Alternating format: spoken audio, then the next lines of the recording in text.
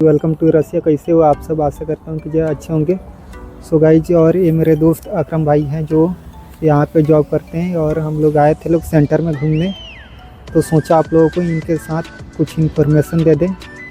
और ये काम करते हैं, कंस्ट्रक्शन लाइन में काम करते हैं, और मैं तो आपको पता ही होगा मैं क्या काम करता हूँ। और आइए हम इनसे कुछ पूछते हैं। हेलो गाइस, कैसे हो आप सब? आई होप कि आप सब बढ़िया होंगे। तो वैसे तो आप में से काम करता हूँ, एक कंस्ट्रक्शन साइट में काम करता हूँ, आईटी टेक्नीशियन हूँ मैं। और जो मेरी कंपनी है वो टर्किश कंपनी है जिसमें मैं काम करता हूँ। यहाँ पर जो सैलरी है वो मेरी उतनी ज़्यादा नहीं है। आप ये समझ लीजिए कि आप 40 के आसपास है।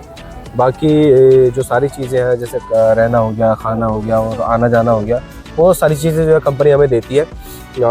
एकोमोडेशन, ट्रांसपोर्टेशन, फूड, वो सारा कंपनी, और उसके साथ में जो लॉन्ड्री है वो भी कंपनी देती है, कपड़े वपड़े धोने के लिए भी। तो सारी चीज़ें कंपनी की तरफ से मिलती है, बट सैलरी जो उतनी ज़्यादा नहीं है।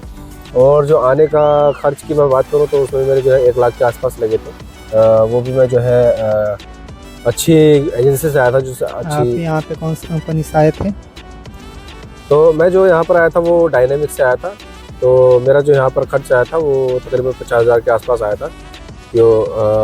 बट उसमें यही है कि मेरी जो है सैलरी कम है, तो बीच में शायद अब क्या मसला है पता नहीं, तो सैलरी कम है। और बाकी अगर आप यहाँ पर किसी और कंपनी में आएंगे, रशियन कंपनी में, तो यहाँ पर जो आप सैलरी कंस्ट्रक्शन साइड में अच्छी सैलरी यहाँ पर ले सकते हैं। एटलीस्ट 70,000 80,000 रूबल तो आपको यहाँ पर मिल ही जाएंगे अगर अच्छी एजेंसी के थ्रू, अच्छी रशियन कंपनी में अगर आप यहाँ पर आते हैं। तो इतनी यहाँ पर ईजी है, यहाँ पर 70-80,000 रूबल आप मिल जाएंगे। अगर लोगों को यहाँ पे आना होगा तो वो कैसे आ सकते हैं?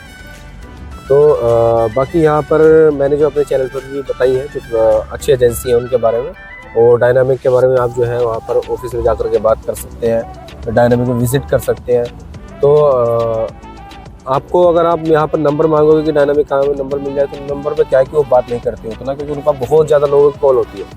तो आप अगर आपको आना चाहते हैं तो आप जो है ऑफिस में जाएँ, वहाँ पर विजिट करें। डायनामिक स्टाफिंग सर्विस है, दिल्ली में ऑफिस है, तो वहाँ पर जाकर के आप जो है विजिट करें और बताएं कि मेरी ये प्रोफाइल है, मैं ये काम करता हूँ। तो उसके अकॉर्डिंग जो भी उनके पास वैकेंसी अवेलेबल होगी वो जो है वहाँ पर वो आपको बता देंगे। और लोग यहाँ पे ई वीज़ा और टूरिस्ट वीज़ा पे और बिजनेस वीज़ा पे आ रहे हैं लोग, उसके बारे में आप क्या कहना चाहते हैं? भाई उसके बारे में तो मेरा कहना यही है कि कभी भूल कर भी बिजनेस वीज़ा में तो आप एक बार को आ सकते हैं, लेकिन उसके लिए भी अगर आपका बड़ा बिजनेस है, आप कोई बिजनेस करते हैं तभी आना। अगर आप फर्जीवाड़ा करके आ रहे हैं कि हाँ आपका इंडिया में आप कोई बिजनेस है नहीं, रशिया में आप कोई पहले आई नहीं हो, और आप फर्जीवाड़ा करके यहाँ पर आकर यहाँ पर आप दिखा रहे हो कि मैं जो है बिजनेस करने के लिए आ रहा हूँ, तो फिर यहाँ पर आने के बाद आप क्या करोगे, क्या वो भी आपके लिए मैटर करता है। और टूरिस्ट वीज़ा और स्टडी वीज़ा का तो आप आना ही मत, क्योंकि टूरिस्ट वीज़ा में तो आप काम कर ही नहीं सकते। आप दूसरी बात रही, स्टडी वीज़ा में आप काम तो कर सकते हैं, लेकिन आप पहले ही इतना खर्च कर देते हैं एजेंट को। आप 4-5 लाख रुपए दे करके आओगे, क्योंकि मैं यहाँ पर भी जितने बंदों से मिला हूँ मॉस्को में, तो उन सबका यही कहना है कि हम जो है भाई यहाँ पर जो स्टडी वीज़ा में आए वो 4-5 लाख रुपए खर्च करके आए हैं और यहाँ पर काम करते हैं। वो लोग भी जो है काम करते हैं, कभी किसी जगह काम करेंगे तो उनको पैसे नहीं मिलेंगे, कभी ये हो गया कि वहाँ पर 12-12 घंटे काम करना पड़ता है। फिर कई जगह ये होता है कि आप जो है एक भी दिन वीक में, महीने में एक भी दिन छुट्टी नहीं कर सकते। अगर आपने छुट्टी करी तो आपको जो है फायर कर देंगे, वो जॉब से निकाल देंगे। तो यहाँ पर ये बहुत मसले होते हैं। अगर आपका वर्क वीज़ा पर अगर आप आते हो तो आपका राइट होता है। अगर आपका जो एम्प्लॉयर है, जो आपकी कंपनी है, आपके साथ कुछ मिसबिहेव करती है, आपके साथ कुछ गलत करती है, तो आप जो है पुलिस में FIR भी कर सकते हैं, तो पुलिस भी आपकी हेल्प करेगी। और स्टडी वीज़ा पर पुलिस आपकी कोई हेल्प नहीं करेगी। टूरिस्ट वीज़ा पे तो आप काम कर ही नहीं सकते, पुलिस आपको उठा करके ले जाएगी, डिपोर्ट कर देगी, बात खत्म है। तो ऐसी बार चीज़ें हैं। और एजेंट का बहुत ज़्यादा ख्याल रखना है आपको। अच्छी जो एजेंसी है कंसल्टिंग, उन्हीं के द्वारा आए, किसी फर्जी एजेंट के थ्रू आप ना आए। हाँ, अगर आपका एजेंट कोई अच्छा है, आपका रिलेटिव है, आपको उस पर यकीन है, तो आप एजेंट के थ्रू आ सकते हैं। बाकी आप जो है सोच समझ करके यहाँ पर आना।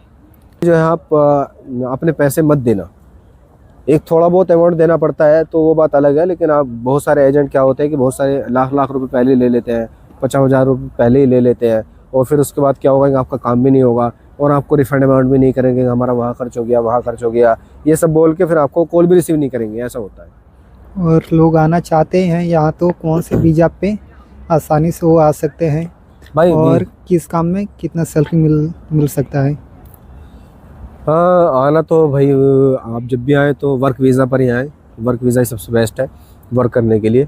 और सैलरी का ये है यार, देखो अलग अलग कंपनी का तुम्हें भी पता है, तुम भी यहाँ पर काम कर रहे हो, अलग अलग कंपनी का अलग अलग काम का अलग अलग सैलरी यहाँ पर होती है। बाकी और अलग अलग देश के लोगों के लिए भी यहाँ पर अलग सैलरी है अकॉर्डिंग टू मी।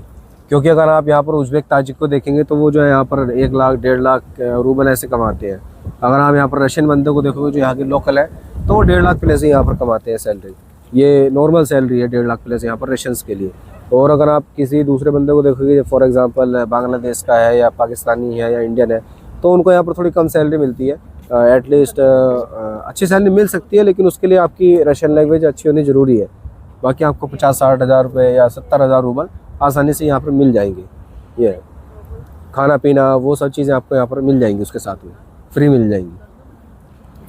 और बाकी आई थिंक जो चीज़ें हमने बताई आपको समझ आ गई होंगी। गाइज उम्मीद करता हूँ कि ये जो हम लोग आपको इन्फॉर्मेशन दिए हैं वो आप लोगों को अच्छा लगा होगा, और आप लोग इस वीडियो देखकर समझ में आ गया होगा कि ये कैसे यहाँ पे जाएं, कौन से वीज़ा पे जाएं। सो गाइज वीडियो को हम यहीं पे अंत करते हैं, और वीडियो अच्छा लगा होगा तो लाइक कीजिए, सब्सक्राइब कीजिए और शेयर ज़रूर कीजिए। फिर मिलते हैं आप लोगों को नेक्स्ट वीडियो में, तब तक के लिए बाय बाय।